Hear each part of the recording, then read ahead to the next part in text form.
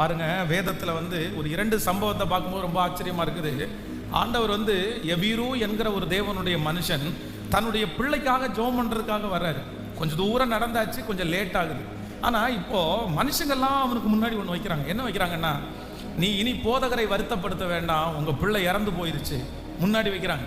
அவன் கண்ணை திறந்து பார்த்தா, அவன் யோசிச்சா அவனுடைய பிள்ளைய மறிச்சு போச்சு. அப்போ மனுஷங்க நம்முடைய கண்ணுக்கு முன்னாடி வச்சிருக்கிறது என்ன வச்சிருக்கிறாங்கன்னா, தோற்று போனதும் விழுந்து போனதும் முடியாதுன்னு சொல்றதையும் தான் மனுஷன் கண்ணு முன்னாடி வைக்கிறான்.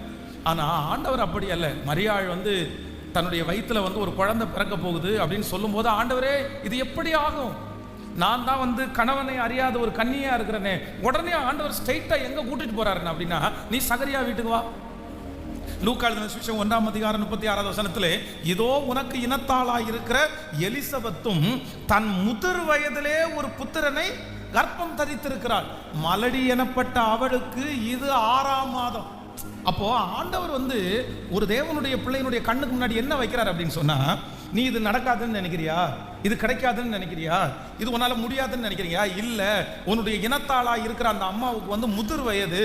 அந்த முதிர் வயதுல நான் ஒரு குழந்தையை கொடுப்பேன் உண்மையானால் உனக்கு தரமாட்டானா? அப்பா ஆண்டவர் நமக்கு முன்னாடி வைக்கிறதெல்லாம் எப்படிதான் வைக்கிறாருன்னா, நம்முடைய விசுவாசத்தை தட்டி எழுப்ப தான் வைக்கிறார். அதுதான் மேகம் போன்ற திரளான சாட்சிகளை வைக்கிறார். ஆனால் பிசாசு என்ன வைக்கிறான் அப்படின்னு சொன்னால், எதிர்மறையும் நெகட்டிவும் தோல்வியும் வச்சிருக்கிறான். இப்போ நீங்கள் பாருங்களேன், இந்த வாரம் முழுக்க நீங்கள் எதை பார்த்துட்டு வாழ்ந்தீங்க? உங்கள் முன்னாடி எதை வச்சிங்க? நீங்கள் எதை வச்சிருக்கிறீங்க?